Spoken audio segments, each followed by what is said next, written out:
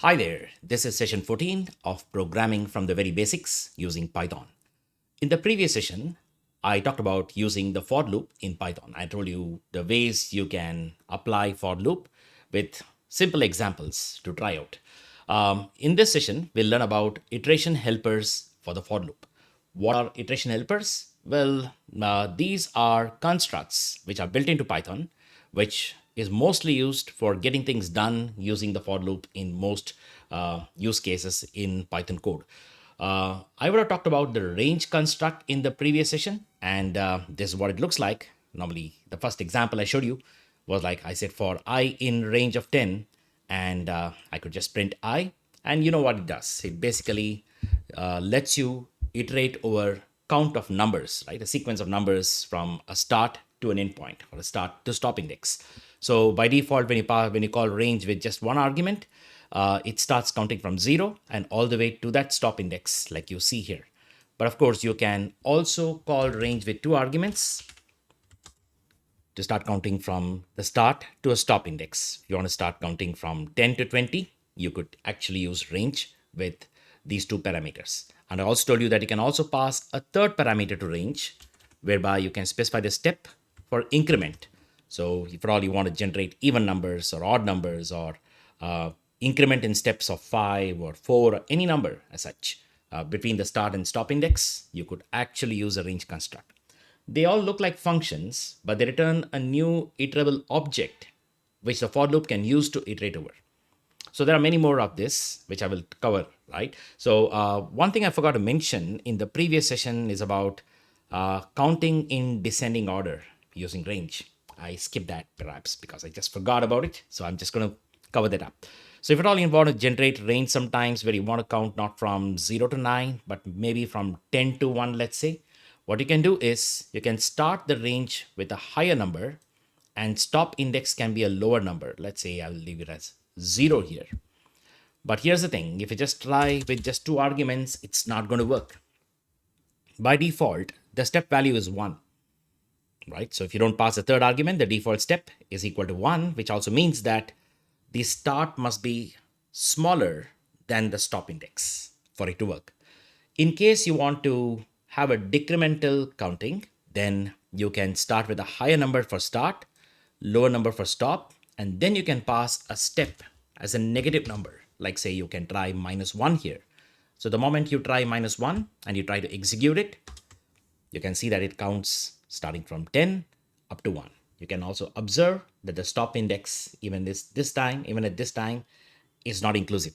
You don't see 0 being listed in here, right? If you really want 0, then all you would want to do is you can try -1 here. It works. So your stop index can be a negative number if it makes sense. Some of you might ask, can I generate negative ranges? Yes, you can do that. Let's assume that I want to generate range of numbers from, let's say, -1 to -10. So I can say -1, comma -10, and I can give -1 here. You can observe that the start index is a higher value than the stop index. -1 is higher than -10, arithmetic, right? And then use a step value to decrement it across. But you can also pass it as -10 to -1, and you don't have to provide the stop index. In such case, you can have negative numbers starting from -10 to -2. Of course, the stop index is not inclusive. So if you want to include the stop index, not include, I mean, I want to just have it to -1, let's say, you just leave it to 0. This might look like it's decrementing, but no, it's incrementing because your negative numbers are going from the lowest value to the higher value. So -10 to -1 is a higher range, right?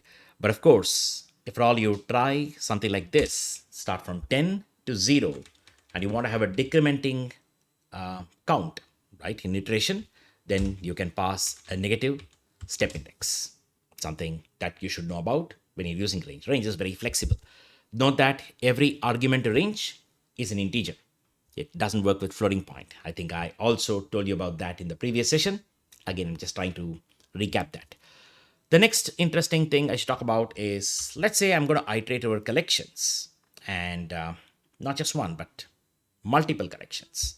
Let's take an example of a list of names. Let's call them players.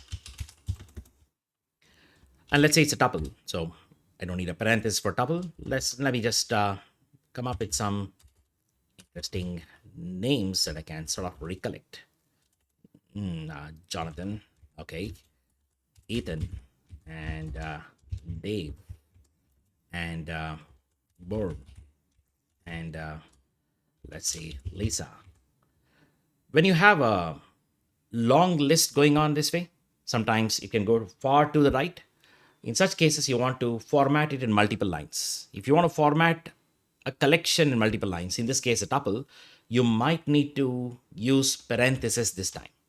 If you don't use a parenthesis, you don't have to worry about it. You can just have it in a single line. But if you want to continue anything in multiple lines, then you start with the parenthesis and you continue. Let's say I have 1, 2, 3, 4, 5 names in here. I can put a comma, continue the next line, and here the indentation doesn't matter. You can it's automatically indented in a nice format, but it doesn't matter whether you want to start in the beginning or whether you want to indent it even further. It doesn't matter where you put it, but I'd like to keep it more nicely formatted. So I want to start off in the same place, like where I started with Jonathan, right? And let's say I'm trying to use another name like Jane and Mary and let's say Damien. And let's try Eric. So here I have a collection of strings. It's a tuple of strings this time. If I want to iterate over it, I can just type P in players. I can say print P. I'll use end is equal to space this time.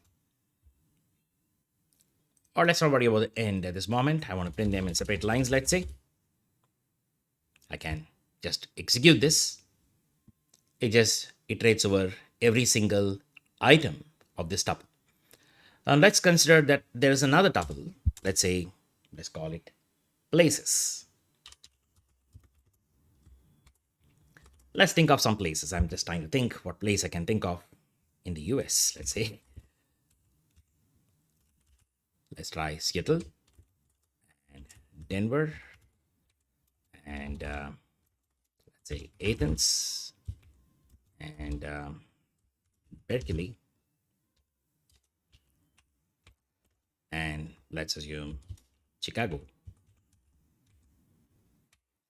Let's continue the next line where I'm going to try out some name like, let's say, Miami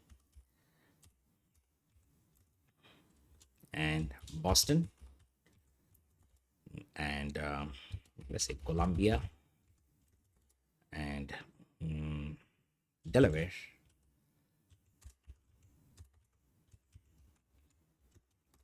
and let's try what else I can think of. Detroit.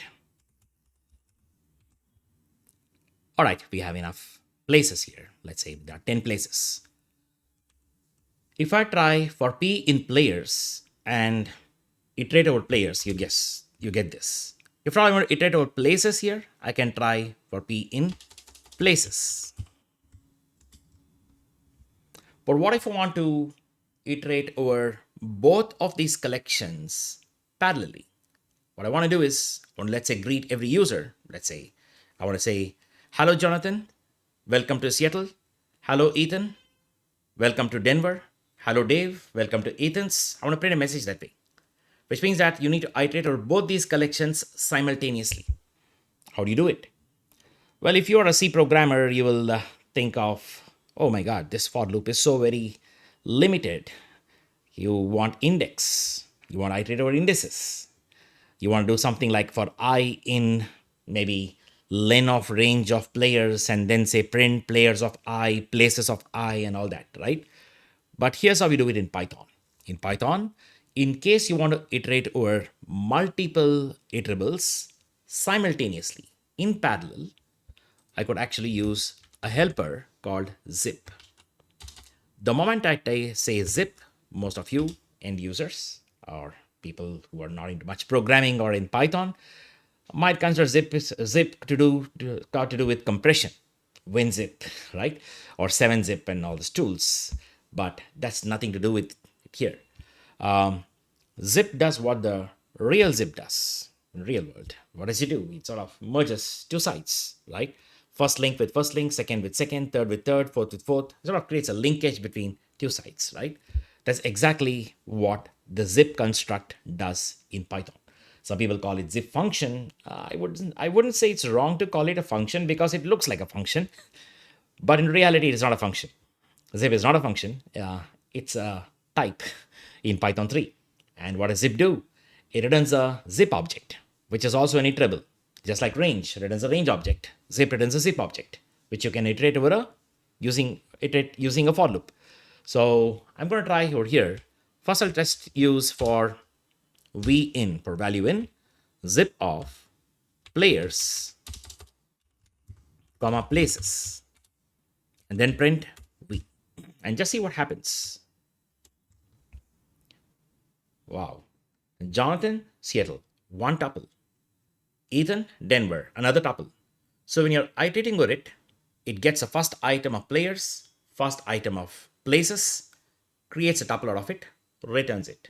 When you say get me the next item, it gets a next item of players, which is Ethan, next item of places, that's Denver, wraps it up in a tuple, returns it.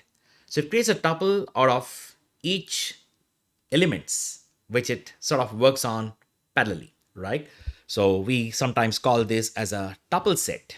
If you come from database background, so it's similar to that, right? Again, when you say tuple set, it means it's a collection of equal sized tuple. That means each tuple has got two elements in here, right? So you can unpack the tuple right inside the for loop. Tuple unpacking. What I can do is I can say player, comma place. You can see I'm using singular, plural, places, place, players, player, right? I'm using that. If you find it confusing, you can also use something like x comma y if you want to. It doesn't matter, right? So you can use any variable name if you want. Make sure it is more intuitive, so you know exactly what it is. And here I can just directly type hello player, welcome to place. Looks nice, isn't it? So this is how you can iterate over multiple collections or any iterables in parallel using a for loop. In order to do that, you need to use the help of the zip construct, right? So what exactly zip does is it creates a zip object and the for loop will ask, give me a next element from zip object. The zip object will just take the first item of the first argument, being passed, which is players, first item of the second argument being passed, wraps it up in a tuple, hands over. And that's being unpacked in the for loop with players comma place, and you can use it in the body as two distinct variables, right? So we call this parallel iteration. So I can just label it here. Using for loop to perform parallel iteration. Now, some obvious questions that people might have is, what if the collections being passed here are not of equal size? So here, luckily, I've used both players and places, each having 10 elements. Is it 10? Not really. I think the places got an extra element, isn't it? Let's try that. 1, 2, 3, 4. You can see that, it's like 1, 2, 3, 4, 5, 6, 7, 8, 9, 10. Yeah, 10 elements, yes. But then looks like the number of names are lesser, right? One name is missing. I think there are 9 names here. You can see that. There are 5 names on top, 4 names below. So totally there are 9 names here, 9 players. So which means that the list here is, the collection here is smaller. The tuple here is smaller. The tuple here is larger. But in that happens, it tries to iterate until one of the collections or one of the iterables run out of items. Zip by default stops at the shortest collection or shortest iterable passed as argument. So in here, if at all I just have Eric, and let's add some more names here. Let's assume what name I can think of. Let's try Smith, and let's say Steve, and let's add one other name. A few more names, let's assume let's try maybe Daddy, and let's try Alice. So now we can see that there are more players, less places. And what happens when you run this time, when you execute this, it stops at this moment because you'll find a match up to Smith matching with Detroit. The places run out. There are no more places available, so it stops right there. So if all you have one collection with 3 elements, another collection with 10 elements, obviously when you zip off these two collections and you use a for loop to iterate, you only get about 3 iterations because one of the collections run out of 3 elements. The extra elements in the other collection, it doesn't look into it. Some of you might ask, is there a way to iterate based on the longest collection? Yes, there is, but it's not a very common use case. So such a feature is not implemented as a built-in, but it's available in a library. So there are way many iteration helpers in a module called iter_tools. So iter_tools is a module which is part of the Python standard library, which gives you a lot more iterable helpers or iteration helpers, right? Which you won't use it on a day-to-day basis, but there are certain corner case scenarios where you will need them. So if at all you want to, let's say, use a longer version of zip, not the shortest version. There's a short zip. If you want to use a longest zip kind of a use case, then all you would do is, I'll just copy this cell. I made a copy of the cell. You can use iter_tools dot zip longest. And how do you do that? Very simple. You can just say import iter_tools, and then here, instead of using for player comma place in zip of players comma places, you could try iter_tools dot zip underscore longest. That's a name of the function. It's pretty obvious, right? The function belongs to iter_tools module, so I'm using iter_tools dot zip longest of players comma places, and then you can see that I'm able to iterate over each player. Because there are no matching places for the player, it substitutes by default with none. That's what this does, right? So if you're using zip longest, it goes based on, it iterates based on the longest collection. For all the collections that run out of items, it substitutes the values with none to indicate nothing, right? This is the behavior that you see. So this is one kind of an iteration helper. I'll also tell you one interesting thing. I forgot to mention this. Suppose if I want to just create a collection of numbers, sequence numbers. Let's say I want to create a tuple of numbers from 0 to 9. 0 to 9. If I try to say range of 10, what you get is a range object. Remember, this is a different data type. This is not a tuple, not a list. By the way, if you come from the days of Python 2, range was a function those days. Range, zip, all these iteration helpers were actually functions, which used to return a list. But they changed that in Python 3 for the performance reasons. All these are more memory and performance optimized implementations now. So if you use range of 10, it does not return a list or any other collection. It runs its own form of an iterable. So you can just check this. You just try to type r is equal to range of 10. Say print r. The string representation of range will show up as I'm a range object starting from 0 up to 10. That's what you see as that output here. That's a string representation, by the way. That's what print uses. And then if you want to find out what type this object belongs to, it says it belongs to a class called range. So as I told you, range is a construct which constructs a range object. Just like int, float, we use the constructor expressions, right? Int of something will give an integer.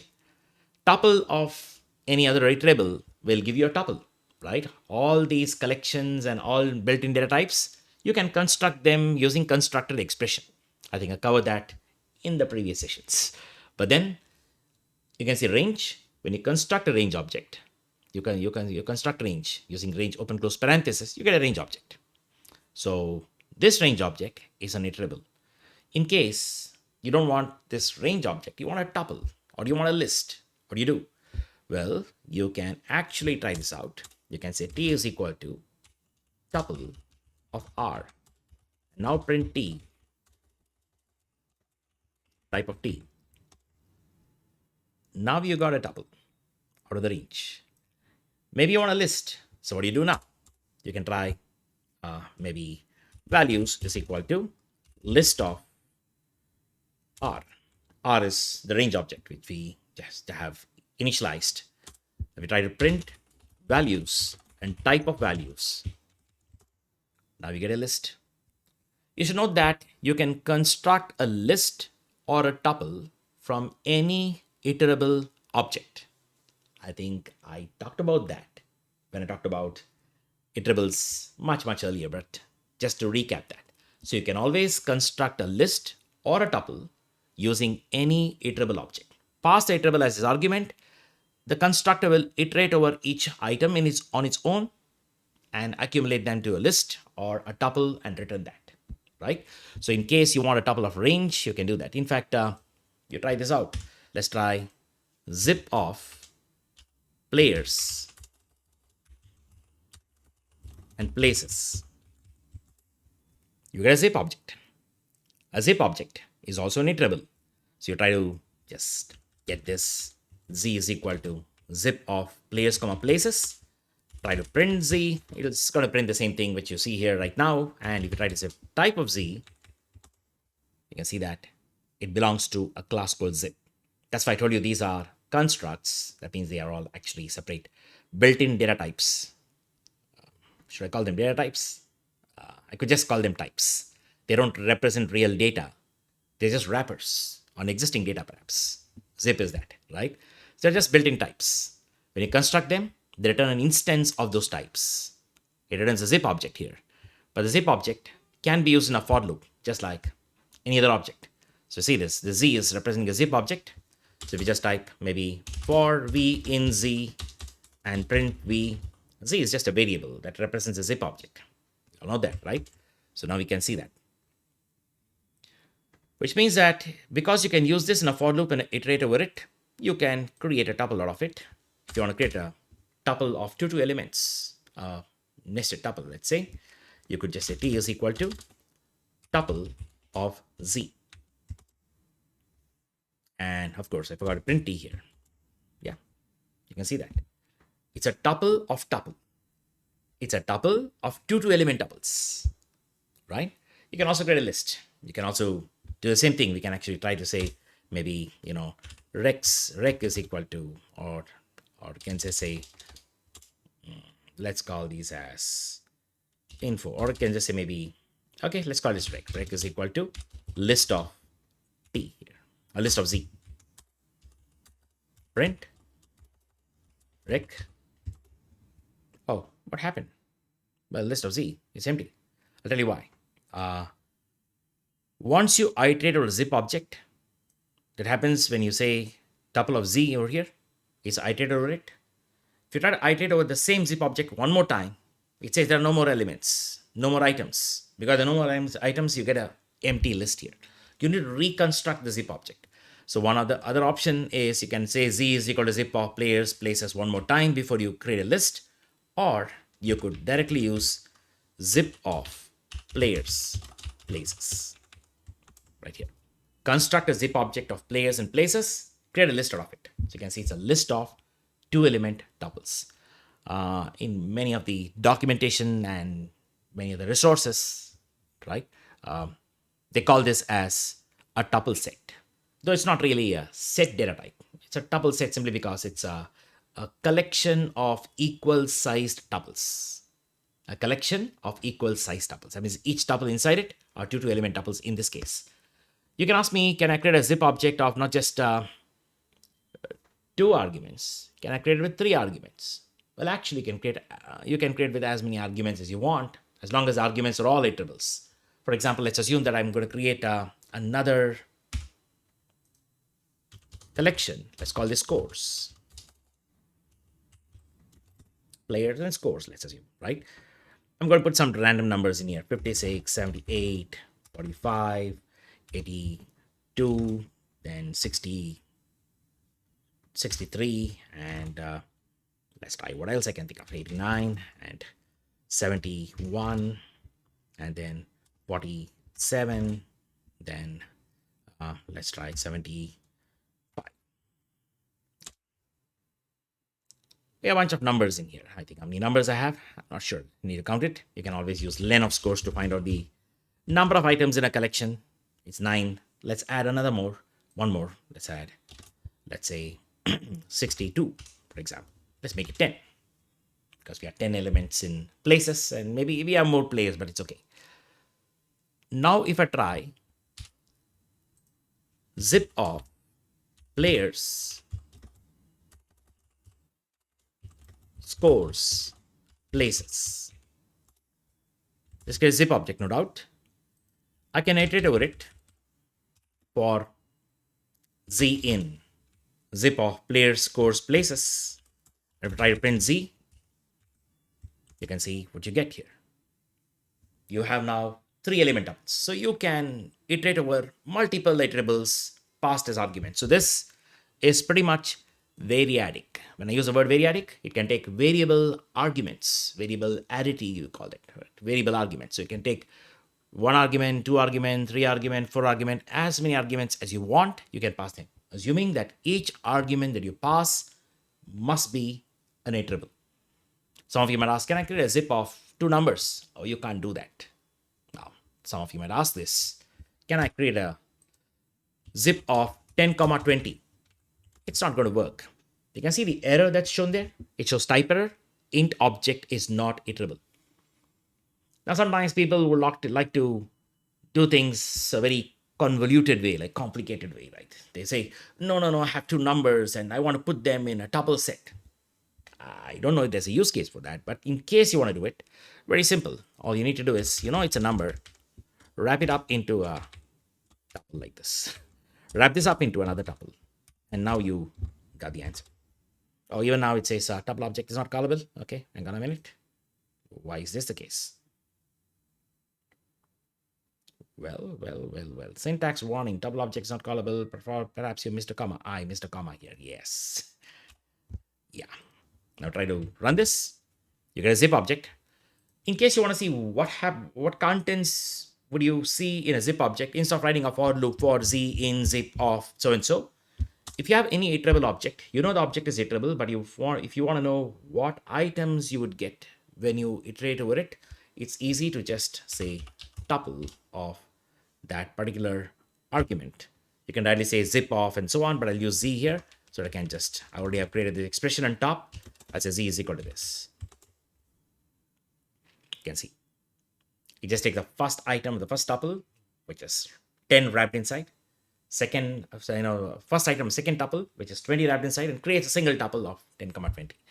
No good use of this. Okay, all these are some kind of things that are, I would say, it's like doing things the roundabout way, like complicated. So don't do it. I'm just trying to say that it's possible. In case you have some items which you want to wrap it up inside a tuple, you can always wrap it up inside a tuple by using parenthesis with that item with a comma inside. Right? This is very important. You can see the comma here.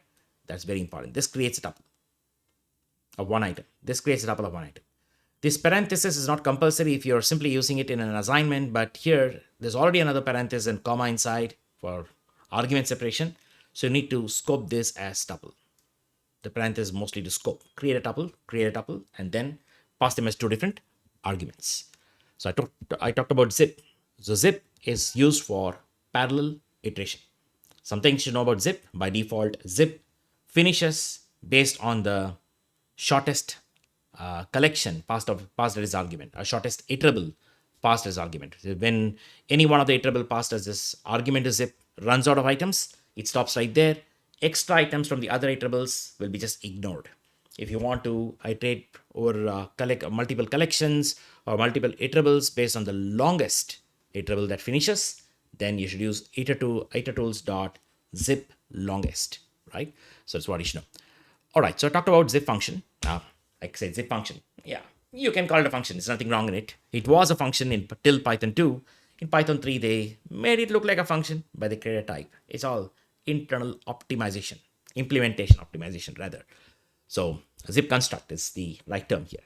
The next one I should talk about is iterating over a collection based on along with indices. So one of the problems is, let's take players here. I think I created players in the previous cell. Let me just print it. I did not modify anything. So if I just say print players, we have a list of, a collection of players here, a tuple of players.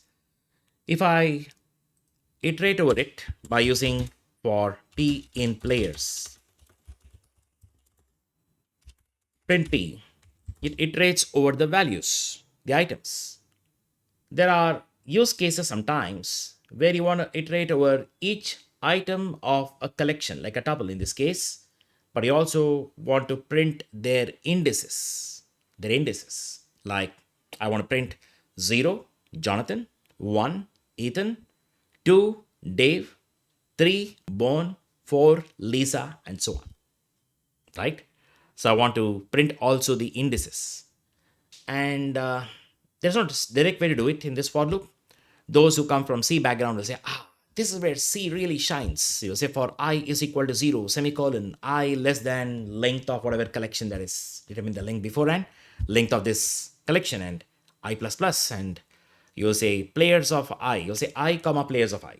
Basically, when you use for loop in some of these primitive languages, I will say low level languages rather, you iterate based on index, right? You have an index that's called I, which you increment from 0 to a particular value and then use it.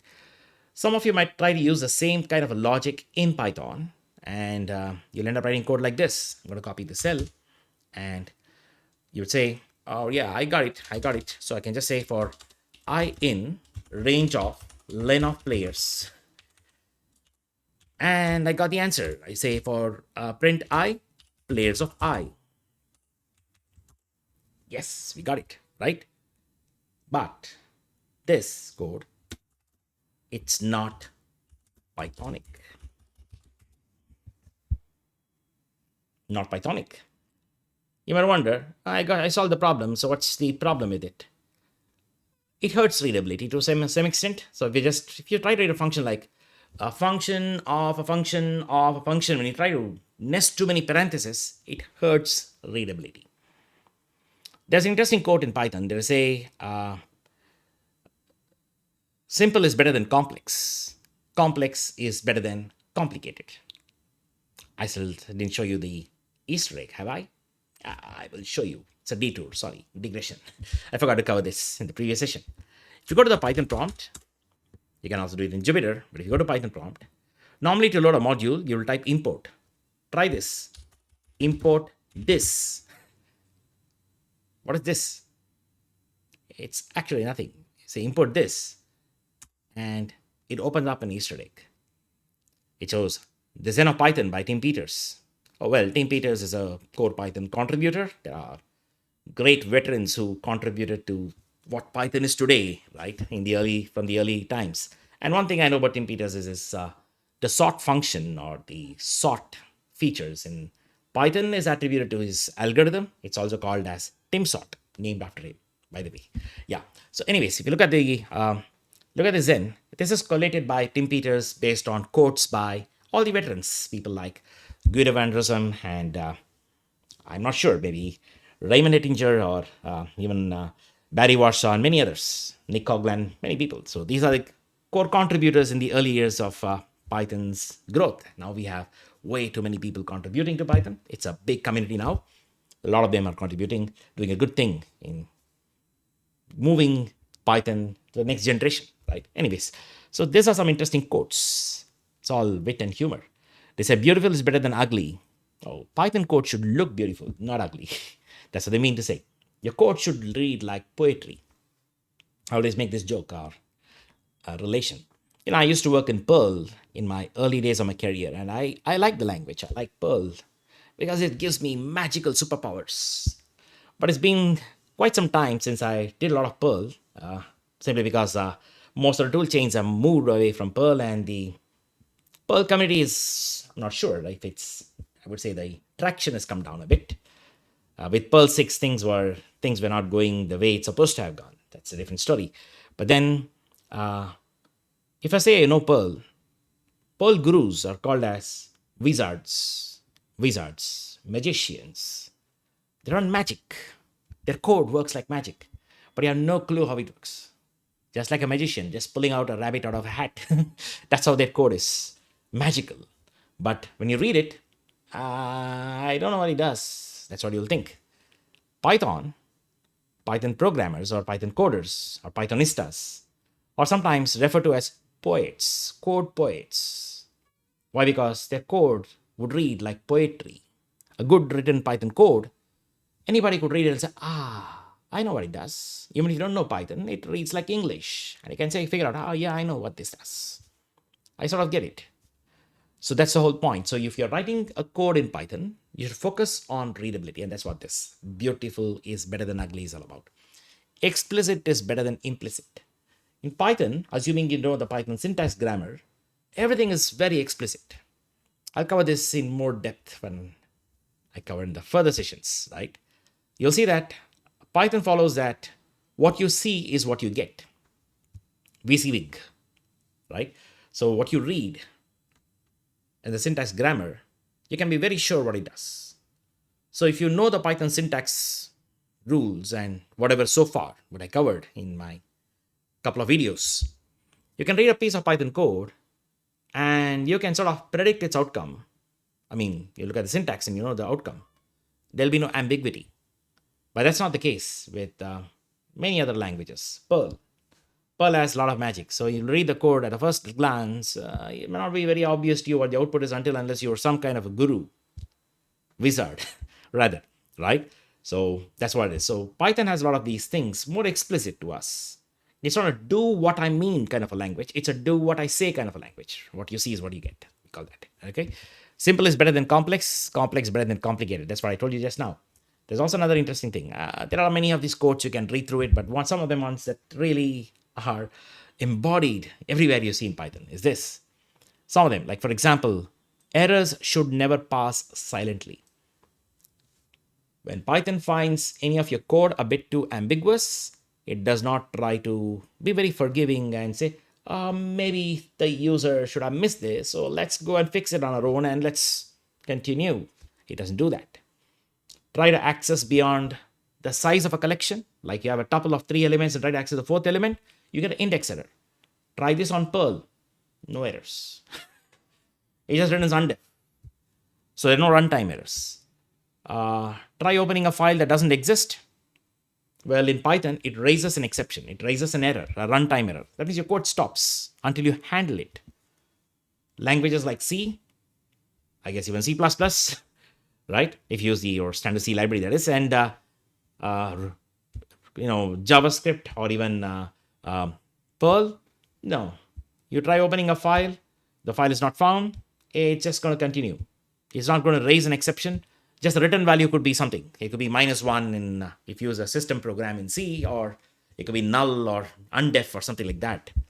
You should go and check the return value of previous functions. But here, exceptions are caused. So errors should never pass silently unless explicitly silenced by carefully or gracefully handling it using a try except block. That's what it means. And this is my favorite. In the face of ambiguity, refuse the temptation to guess.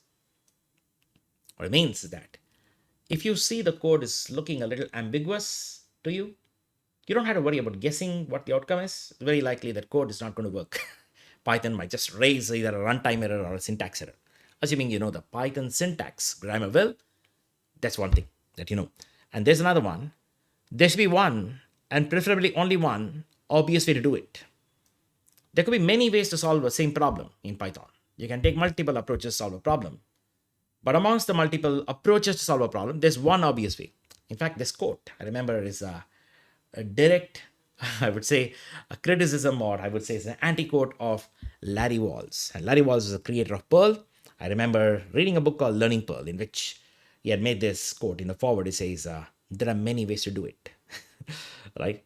Perl allows you to have multiple approaches to solve the same problem. Python, they try to shrink it down and say there should be just one way to solve the problem. Any other alternate ways you find are not the obvious ways, and they may not be giving you good performant code or a code that's not very maintainable. That's something you should know. That's what we talk about as Pythonic. When I use the word Pythonic, the right approach to solve it. Though there are many other approaches which you might term as unpythonic, the Pythonic approach is what is elegant, succinct, and maintainable. That's what is important to know. And he also says, although that way may not be obvious at first unless you're Dutch, so it means that unless you are someone like Guido and Rism, you would not know that way well. If you just think like him, you will, right? So it is. So you'll see a lot of interesting things. And you can try out one more thing in your leisure. There's another Easter egg. Try this out. Import anti-gravity in your time. I'm not gonna run this. I want you to try it and see what happens, right? So, anyways, let's get back to the topic. So I was talking about the for loop here and talked about how you can iterate over indices the unpythonic way. I'm going to show you the Pythonic approach towards it. Now, what would be the Pythonic approach? Well, then one of you might think, I know there's range, I know there's zip. How about mashing them together? Well, let's try. Zip of range of 10, or maybe range of len of players, and followed by players. Oh, then you can try to print I here. You know, it returns a tuple and you can say I comma p. Let's assume I comma p in this complicated code that you saw there, and you can run this. I've seen far too many people attempt at this one in my live training sessions when I ask people how do you solve this problem, and I told them, and they say show the first one and say that's not Pythonic. Now people will think even hard and say, okay, I know this range, I know this range, I know the length of players, and find out the length, create a range out of it. That becomes one argument to zip, and the other argument is players. Looks good, looks good. It's a good thought process if you did this. But you know what? This looks so complicated. So there was a wrapper created for something like this, thanks to Raymond Hittinger, I believe. So he's the one who's contributed a lot of these iter-tools helpers, right? Or all these iteration helpers, thanks to Raymond Hittinger. So he's created this. So I'll show you what that is. You could actually say for I comma p in enumerate. Enumerate does what I showed you previously, but in a more easy to read manner. Think of enumerate as a built-in construct that says, I'm going to take care of that for you. You can just use enumerate. Just say enumerate of players. That's enough. And this is a Pythonic approach towards iterating over a collection along with indices. So if you want to iterate along with indices, it's called enumerating collection. Enumerating items of a collection. Iteration of values with indices. And so we do it. I'm just going to comment out this print players. We all know that players is a tuple, so I'm just going to keep this. So this is the right way to do it. So in case you want to iterate over any collection, but you want to also get access to the index, then you enumerate. You say, and enumerate, just like zip, returns an instance of enumerate object. It returns a enumerate object. And this enumerate object, when you ask, give me the next element, it returns 0, first element. Give me next element, 1, second element. Give me next element, 2, next element. It keeps going on until the collection runs out of items. So what enumerate does is sort of similar to generating a range based on the length of the collection, passing that as one of the argument to zip, and passing the collection itself as the second argument. So this looks complicated. Again, I'll say it's not Pythonic, it's complicated. But then the Pythonic approach is this. So we learned about range, we learned about zip, we learned about enumerate. 3 iteration helpers. We can also look up the next one, which I'll tell you is iterating over a collection in reversed order. This you can do so in all sequence collection. You know, sequences have an order. It's an ordered collection of items. I think I did cover that in the very early sessions. Session 3, I hope. Session 3 or session 4, right? So in the earlier sessions, I told you, you can have collections that are ordered. I told you that a string, a tuple, a list. All of these are sequence collections because elements are maintained in the same order in which you create them. So if I have players here, and if I say for P in players, let's say print P, it iterates in the forward order. The first item in players was Jonathan, second item was Ethan, third item was Dave, fourth item was Bones. It goes in that order. But what if I want to iterate over players in reversed order? If you want to iterate in reversed order, you can simply use reversed. Reversed is a built-in construct that returns a reversed iterator out of the sequence passed as its argument. So reversed is an iteration helper that returns a reversed iterator of a given sequence as its argument. So here the given sequence is players, which is a tuple. Every sequence has a forward iterator and a reverse iterator. That is a necessity.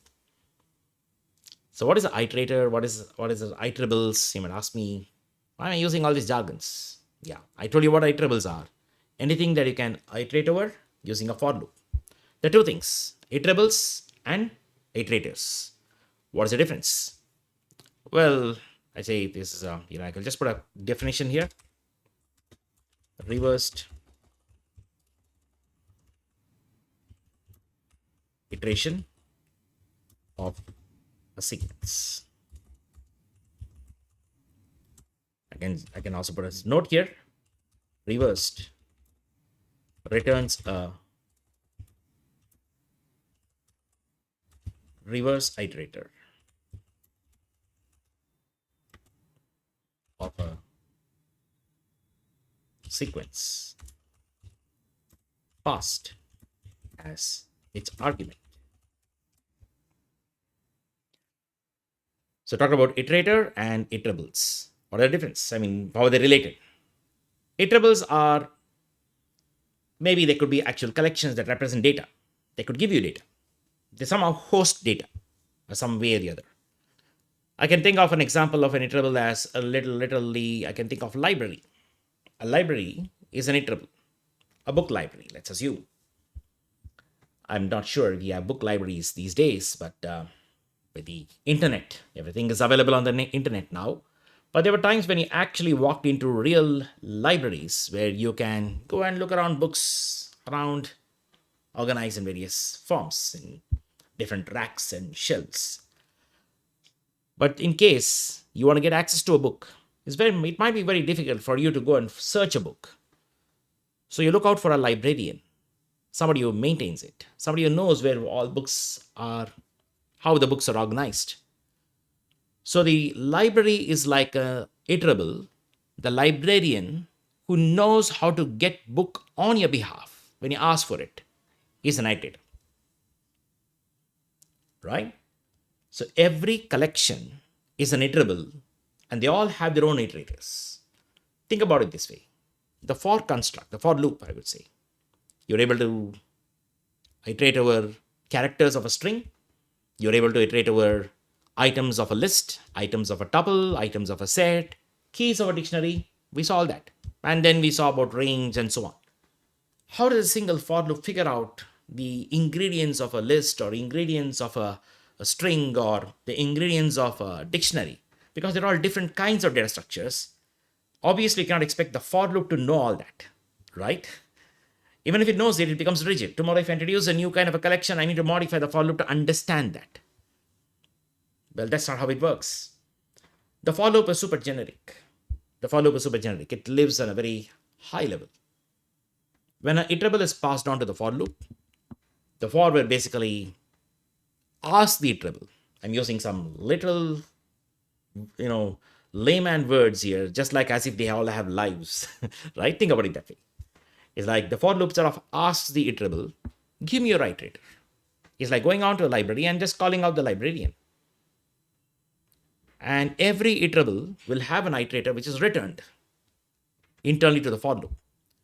Then the for loop just takes an iterator and then keeps asking, give me next element, give me next element, give me next element. It's like going to a library and just say, give me one book.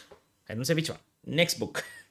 The librarian just picks up a book very quickly and gives it to you and go read it, come back. You come back again and say, give me another book. gives you another book. You're not really specific about which one. You just want to get each book one at a time. Walk through every single book in the library, right?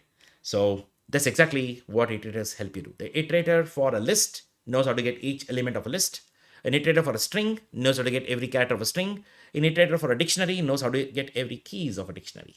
Dictionary key iterator, right? That's how it's designed. And these iteration helpers have a customized iterators to work with these target collections a little differently. So every sequence will have a normal iterator that lets you iterate in the forward direction, and a reversed iterator which lets you go in the reversed order. So reversed construct extracts a reverse iterator rather than forward iterator. Maybe like you have a library with two librarians now. One librarian will give you book in one particular order when you keep asking him a book. Another librarian will give you another order. That's how it is, right? So when you say for reversed of players, for P in reverse of players and print P, you can see the output. It's in reverse. I think Alice was the last name I'd added in players, right? If you just go up, up, up, up, up, up, up. Okay, way up, I guess. Maybe I should copy players back here. Wow, it's way far. You can see this? Alice was the last item. Prior to Alice was Barry. Prior to Barry was Steve. So when you use reversed of players, it goes in reversed order. You can see it. It goes from Alice to Jonathan. This is called as reversed iteration. Yeah, I've seen some people writing code like this in Python, and I've seen a lot of code in the real world. When I used to do a lot of consulting, I've seen a lot of Python code in the early years. I'm talking about maybe in the mid 2000 era, where people did this. I'll say for I in reversed of range of 10, and then print I.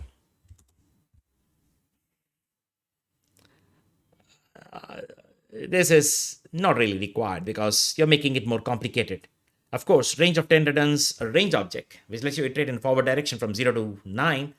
But you want to get a reverse of it, so you get a range object, then you get a reverse iterator of it, and then you let iterate over reverse, right? But if you know a little more of Python, as I told you already, you shouldn't be doing this. Don't do this.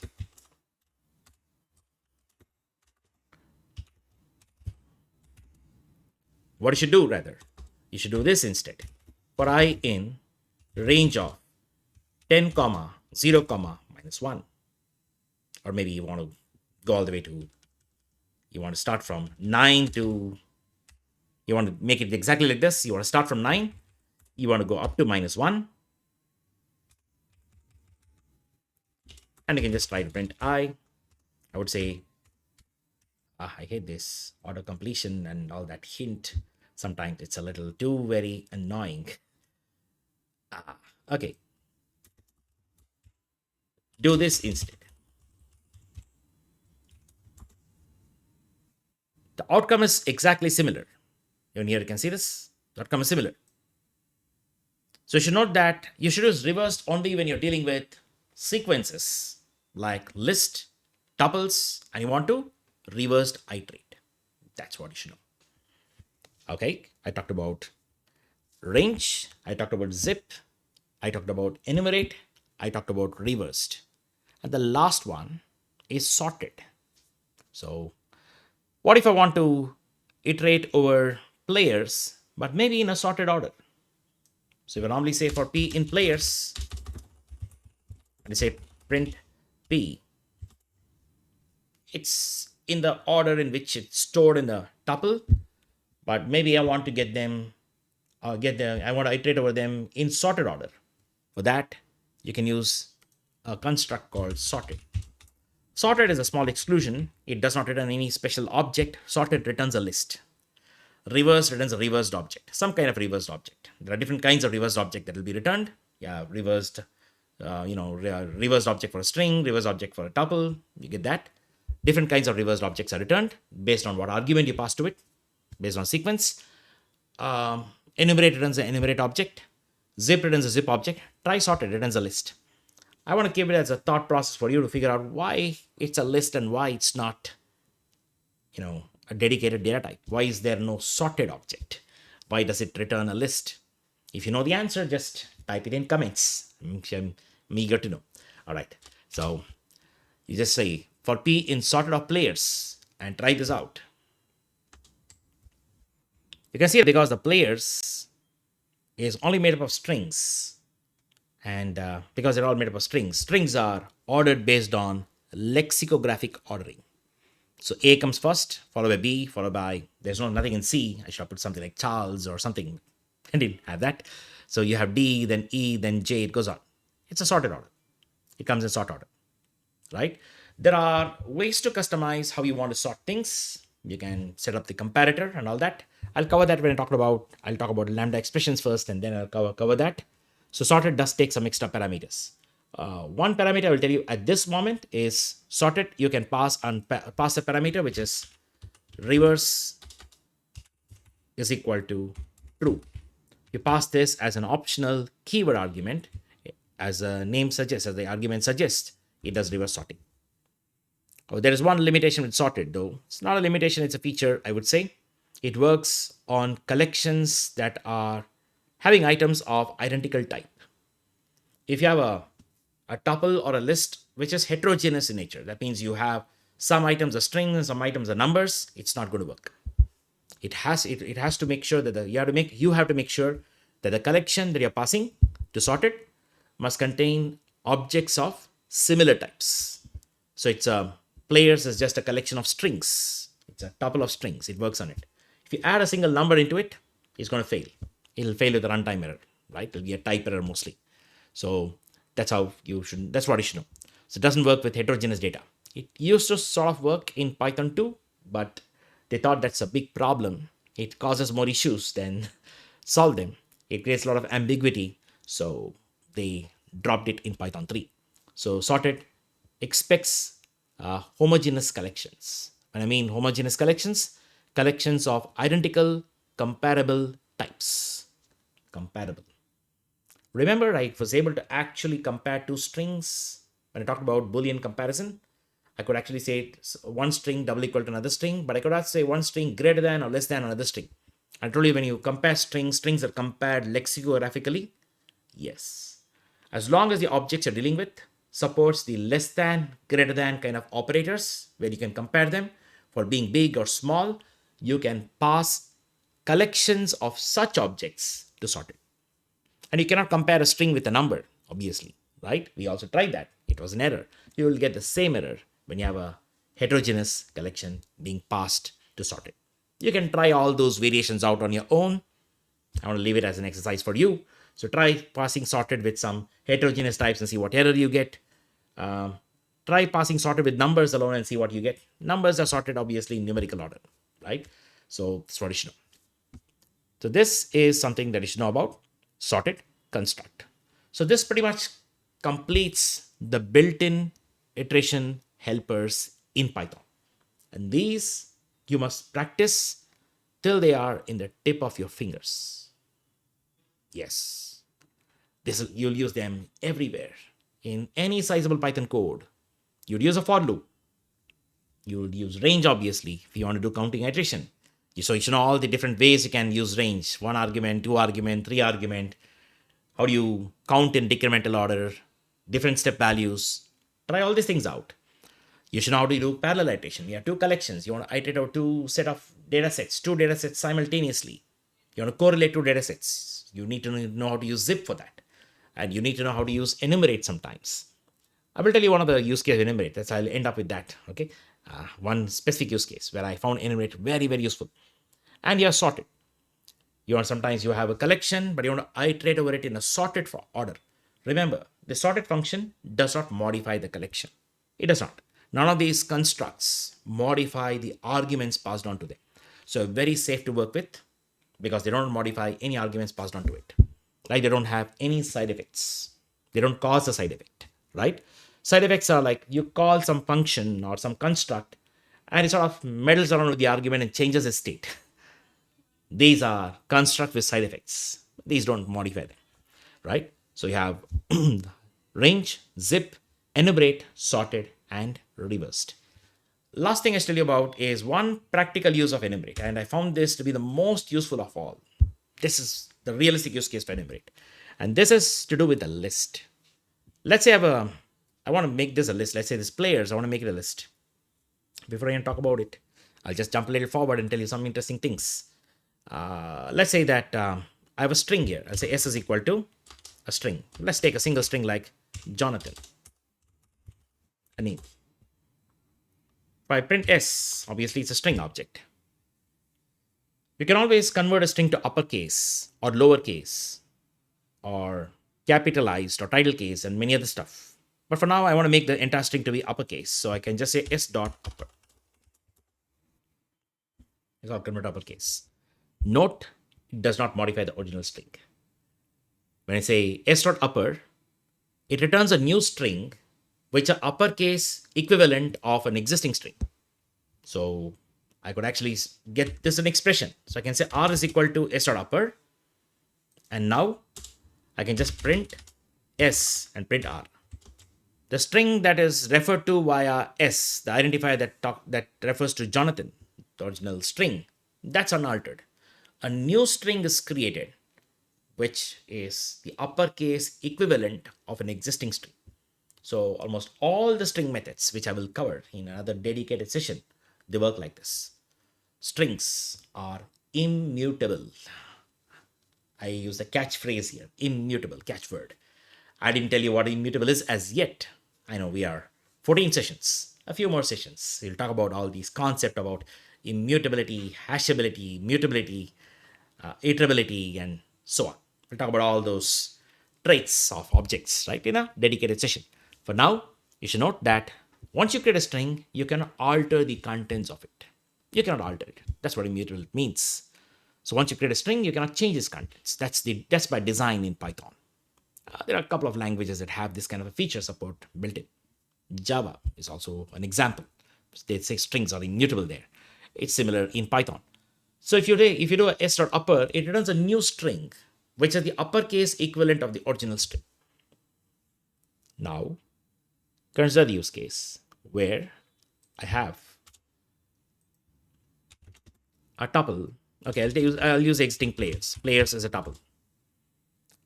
Let me transform this to a list. In order to do that, I really can't make this a list. I can create a list out of it. So to do that, let me call this as users is equal to list of players for now. Let me give it a new name. Let's call them users. When I print it like this, when I just put that as an expression in the REPL, you can see it shows up in square bracket. What does it indicate? There's a list of strings, right? Each element is a string, of course, and you can see it's a list. Now, users being a list, let's assume that I want to convert every item of this existing list to uppercase. I don't want to create a new list from here. I don't want to create a new list. Users is an existing list. From this, I don't want to create a new list. I want to transform the list items such that each item is converted to uppercase. It's called in-place transformation, right? So if you want to do in-place transformation, there's a very common use case. This is how you do it. Using enumerate for performing in-place transformation of a list. In the later sessions, you'll learn about map operations. Map can be done by using a built-in construct called map, or you can also use the more elegant forms in Python called comprehensions. You can use both forms, but both map and comprehensions, list comprehension, you call that. They create a new collection. They'll create a new list. They take an existing source data set, they do some transform operations, and they'll create a new data set. I'll cover that much later. But I don't want to do that. For those of you who sort of know that out of self-learning, I'm just telling you right now. That's different. What I want to do is I have an existing list. I want to transform each item of an existing list to something else, right? Some of you might think, can I not call users.upper? Would it not work? Oh, it won't work. It won't work. Okay, users.upper, sorry. Users.upper. Will it work? It won't work. You know why? Users is not a string. Users is a list of strings. A list is a different data type. A list is a different object. You cannot make a list uppercase. No, you can't do that. Right? It's a very common nearby thought that you might have. I've seen many people having it, so I'm just telling you that. So the upper method is upper is possible only on a string, not on a list. If you want to transform every string in a list to become uppercase, then you have to write some kind of a algorithm to do it. And here's where enumerate plays a very interesting role. So you could ideally say for I comma, I'll say I comma n for name, let's assume, index comma name in enumerate of users. If I type users of I will refer to an item of a list based on the index. It's like a list of 0, list of 1, list of 2, right? And I is like 0, 1, 2, 3. It goes on that way. So this I is an index. So if first time when I say for I comma n in enumerate of users, I is 0, n is, let's say, Jonathan. So users of 0 anyway is Jonathan, but I want to replace it with n dot upper. After which I'll print users before and after. Print users now.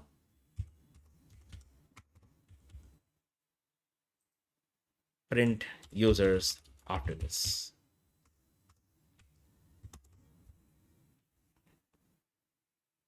This is the most common use case that I've seen practically of enumerate. So if you think you need enumerate, I would say in most of the code I've seen, 90% use case of enumerate has got to do with this. So it's like in place transformation of a list or any sequence collection that sort of looks like a list. I mean, mutable sequence collections, right? Just like a list. So any list of list like entities, you want to iterate over it and you want to transform each items in place, you'd use this technique, right? So this is the common use case for enumerate. I also forgot last thing I talk about enumerate is this. For a try for I comma n in enumerate of users. It's a print I comma n. You can say enumerate starts indices starting from 0. There are certain times where you don't like to start the index from 0. You want to start it from 1 or maybe 10. You want to have a start index as per your choice. And if you have a use case scenario like that, then you can pass a second argument, which is the start index. Start with 1, you get this. You want to start with maybe 10, you get this. So you can pass an optional second argument, which is the start of the counter, from where you want to start the counter. It's like, if you have that zip of range of len, right? Instead of range of len off, you'll see range of 10 comma len. You could actually use that 10 comma 10 plus len or whatever, right? It's a hack. So this provides an intuitive way to start an index of starting from a number of your choice. So this pretty much completes it. So I think in this video, to summarize, I talked about iteration helpers.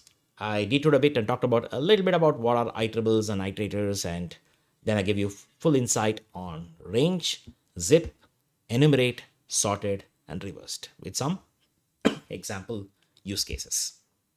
If you have any questions or queries related to it, you can always post them in comments. And as usual, if you like what I'm covering, all these concepts, so if you really like this video, do click on the like button, and also share and subscribe if you're not already subscribed to my channel. Thank you very much. Hope to meet you in the next session.